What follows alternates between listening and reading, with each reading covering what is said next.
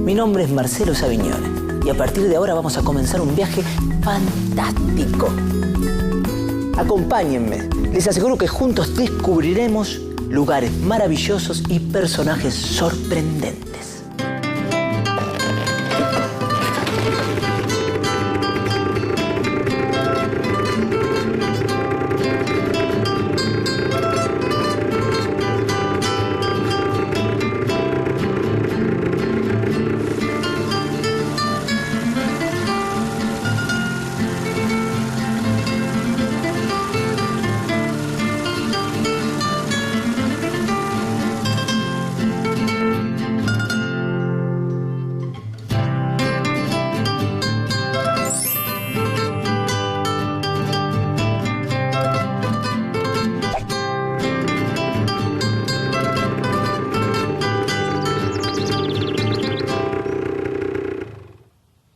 Bienvenido a Fabulandia.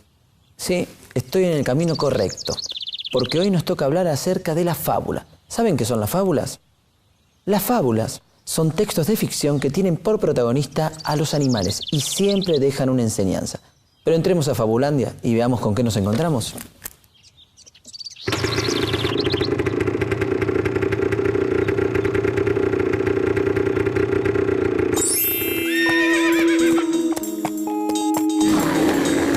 Los animales de las fábulas poseen la capacidad de hablar como si fueran seres humanos. Mejor que seres humanos. Muchas veces pensamos en los animales como simples mascotas, jugamos con ellos y forman parte de nuestra familia.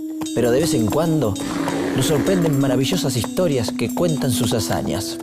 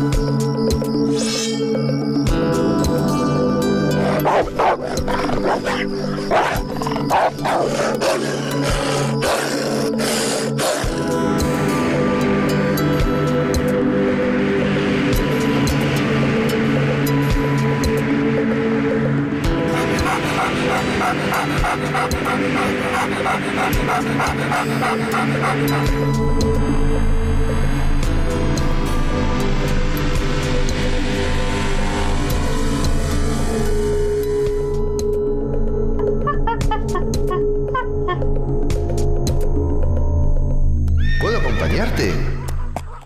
Está bien, pero nada de trucos. Un oso pardo. El nombre científico es Ursus arctos. Pertenece a la familia Ursidae y es de orden Bueno, pero no estamos en zoología. Estamos en lengua y literatura, más específicamente en fábulas. Bueno, yo solo quería colaborar, nada más. Retomemos. El oso es un personaje que ha sido utilizado en muchas fábulas, cuentos y leyendas. Recordemos que los animales en las fábulas están humanizados, es decir, que pueden hablar y actuar como seres humanos. Mejor que seres humanos. Hay cuentos de animales, como los que publicó el escritor inglés Rudyard Kipling en su libro de la selva, que si bien no es una fábula propiamente dicha, utiliza muchos de sus elementos. Yo recuerdo una que tenía un oso como protagonista que... ¿Cómo se llamaba? Gracias.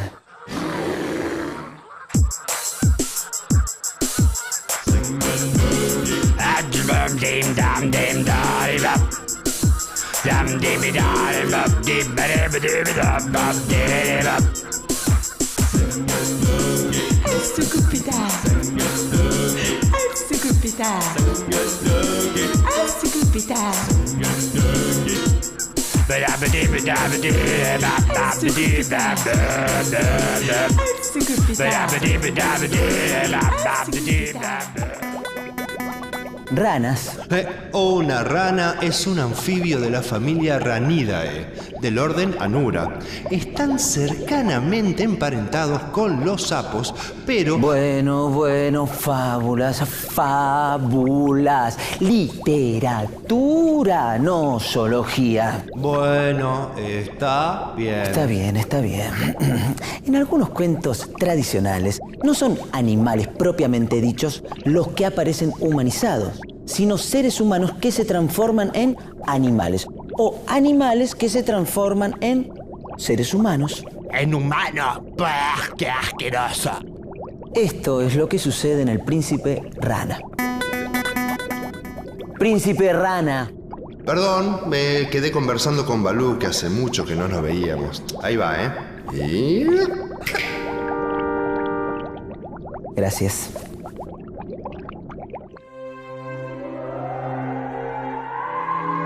Cuenta la historia que una malvada bruja convirtió a un bello príncipe en una fea y rugosa rana y lo condenó a vivir al costado del lago. Hasta que un día vio una princesa, una bella princesa llorando desconsoladamente al borde del lago. Se le acercó y le dijo: ¿Qué te pasa, princesa?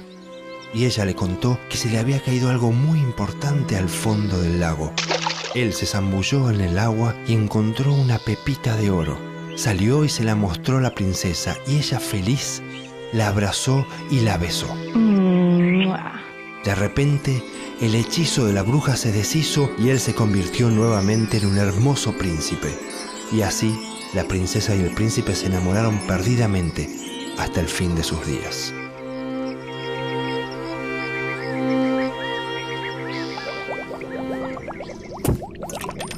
Puede que todas estas ranas sean bellas princesas, pero la verdad, entre nosotros, creo que no me animaría a averiguarlo.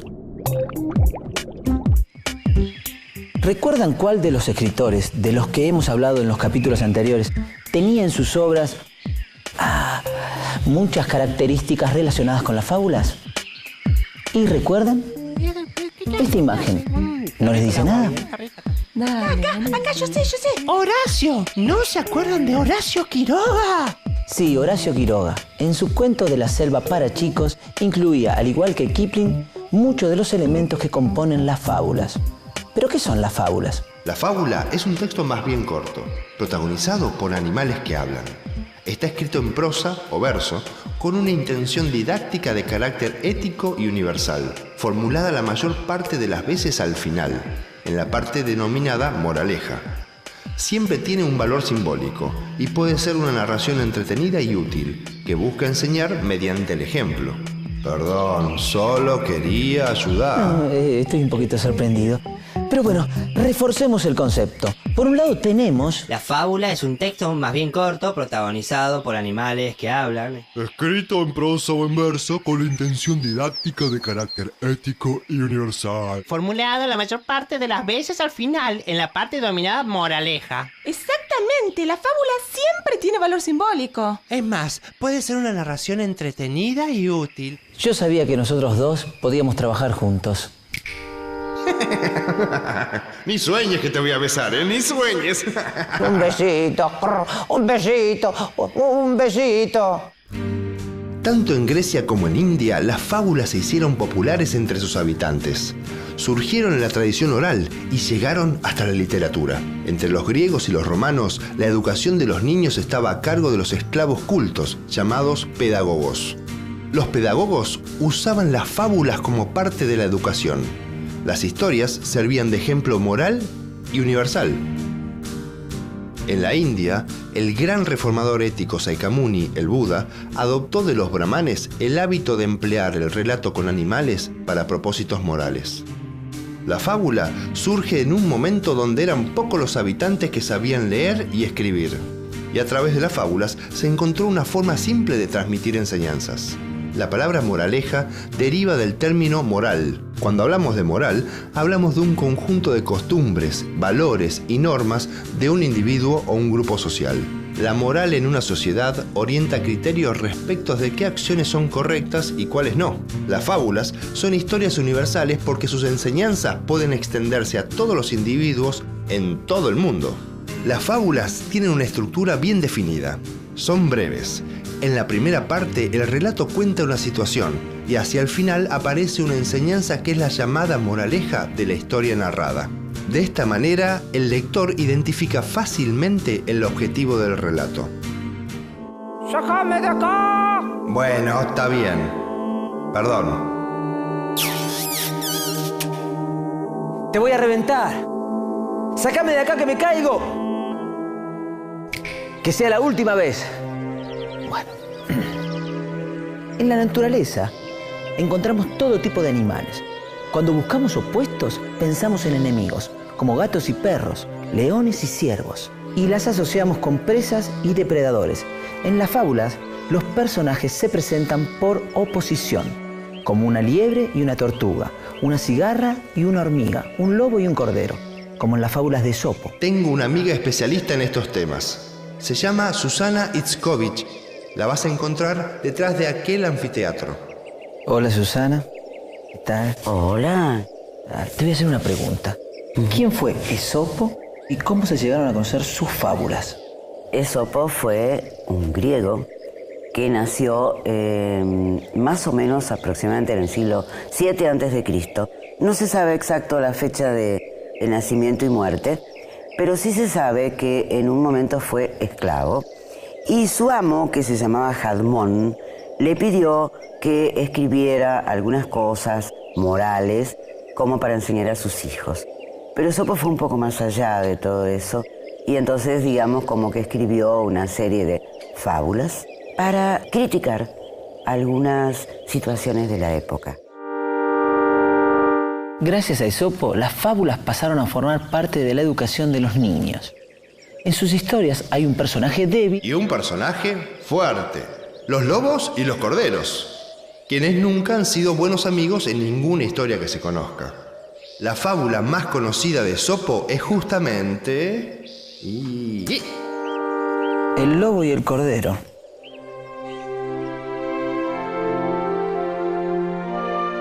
Un lobo y un cordero llegaron sedientos a beber agua a un arroyo.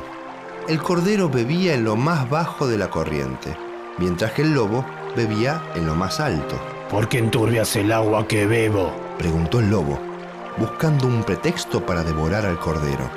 Yo no enturbio el agua porque corre desde donde estás tú hasta donde estoy yo, contestó el cordero. Como el cordero tenía la razón, el lobo buscó otra mentira para culpar al cordero y le dijo: Hace 6 meses que me insultaste y no te lo perdono. No pude insultarte hace 6 meses porque yo no tengo más que 5.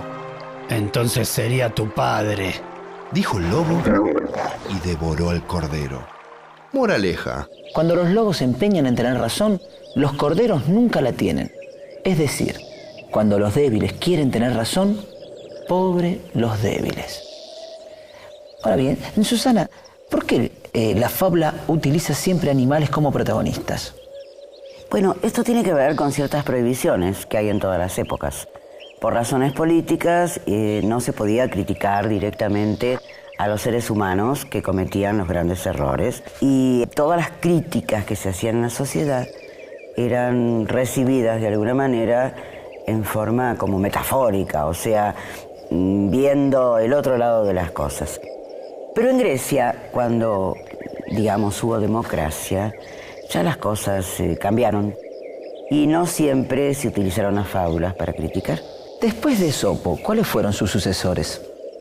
Bueno, un sucesor muy importante en Roma fue Fedro, pero quien retoma todo esto en el siglo XVII es un francés, La Fontaine, que, digamos, escribe estas fábulas de animales para defender a un amigo suyo, porque La Fontaine era abogado y era una persona muy culta, y toma estas historias de los débiles y los fuertes, los malos y los buenos, para defender a su amigo de una historia muy particular que tenían los franceses en el siglo XVII. ¿Y la fábula de La Fontaine? El ratón de ciudad y el ratón de campo.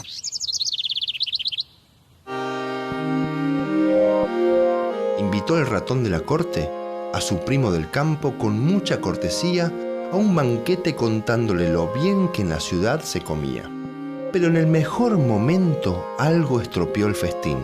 En la puerta de la sala oyeron de pronto un ruido y vieron asomarse un gato. Huyó el ratón cortesano, seguido de su compañero que no sabía dónde esconderse. Al desaparecer el gato, volvieron a la carga los ratones. El ratón del palacio dijo: «Terminemos el banquete». «No», respondió el campesino. «Ven mañana a mi cueva, que aunque no podamos comer como reyes, nadie nos interrumpirá y cenaremos muy tranquilos». «Adiós, pariente».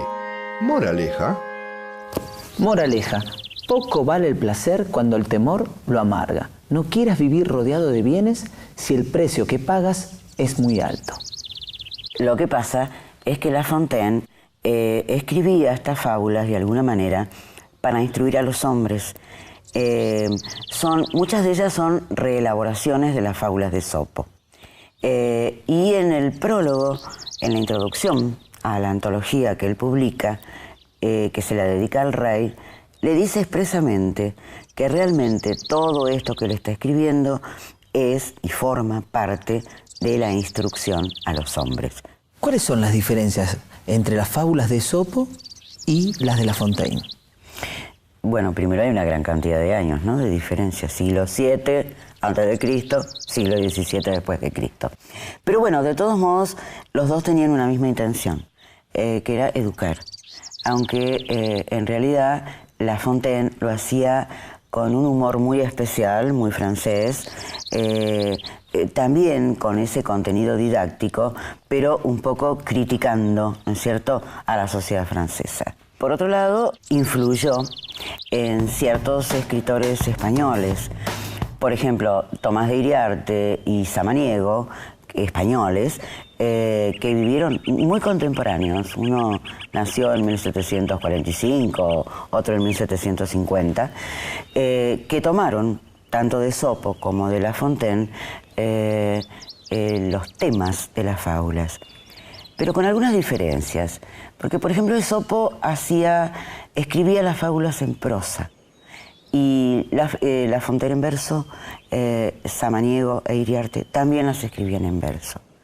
De alguna manera, los dos fueron muy importantes en España.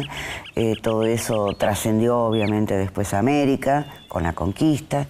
Y Samaniego tenía una particularidad, que era leerles estas fábulas o contárselas a sus alumnos en la escuela. Pero también tienen ese tono irónico o ese tono de humor, que en realidad siguen utilizando los animales y siguen criticando a la sociedad contemporánea. ¿Y la fábula de Samaniego? El caballo y el ciervo. Perseguía un caballo vengativo a un ciervo que le hizo leve ofensa. Más allá va segura la defensa en su veloz carrera el fugitivo. El vengador, perdida la esperanza de alcanzarlo, al hombre le pidió su valimiento para tomar del ofensor venganza. Consciente el hombre, y el caballo airado sale con su jinete a la campaña. Corre con dirección, sigue con maña, y queda al fin del ofensor vengado. Muéstrase el bienhechor agradecido, quiere mostrarse libre de su peso. Mas desde entonces mismo quedó preso y eternamente al hombre sometido. Moraleja: el caballo, que suelto su libertad gozaba tan de lleno, padece sumisión desde ese instante. En fin, perdió la libertad amable por vengar una ofensa solamente. La moraleja de esta fábula deja en evidencia que la venganza no es buena consejera. En este relato en particular aparece el hombre... No como protagonista, sino acompañando al animal protagonista. Animal protagonista. ¿Qué me habrá querido decir? El siglo XVIII fue, en España, el siglo de la Ilustración. Y a tono con su época, Samaniego se ocupa de dar a conocer una moral utilitaria. Lo bueno es lo que resulta útil. lo que sirve. En sus fábulas aparecen una y otra vez temas tales como la adulación, la venganza, la avaricia, la aceptación de los prejuicios, la traición. En definitiva, es un observador del comportamiento de los hombres en sociedad.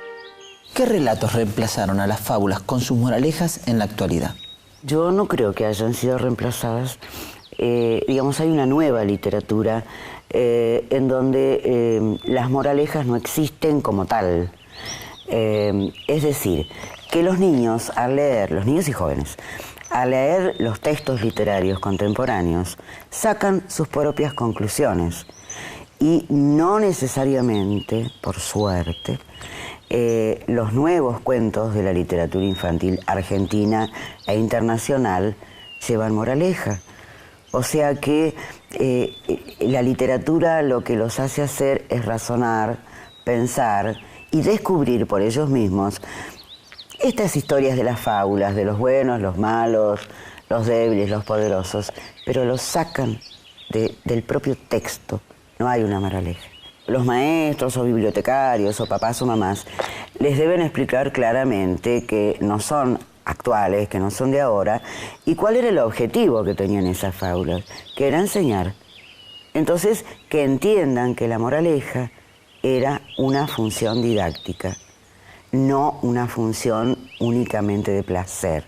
Ahora los niños leen por placer. Bueno, muchísimas gracias, Susana. No, faltaba más, gracias a ustedes. Bueno, gracias a vos nuevamente. Bueno, me tengo que ir. Hasta luego. Chao. Gracias. Chao, chao. En la fábula, los animales no aparecen como estereotipos. Vemos al mismo animal con distintas características. Yo soy inteligente cuando le gano a la liebre, pero terca cuando dejo que los patos me lleven por el aire. En algunos relatos soy generoso y comprensivo, y en otros egoísta, despótico e injusto. Escritas para adultos, recién en el siglo XIX, las fábulas pasan a ser verdaderos clásicos de la literatura para niños. A partir de estas historias, quienes las leen, las escuchan o las ven, reciben una enseñanza. Desde la tradición oral a nuestros días, las fábulas recorrieron un largo camino y muchas llegaron a nosotros. Bueno, creo que hemos hecho un buen trabajo en conjunto en este capítulo, ¿no te parece? Sí, estuvo muy bueno. Podemos ser amigos. Venga, choque esos 5.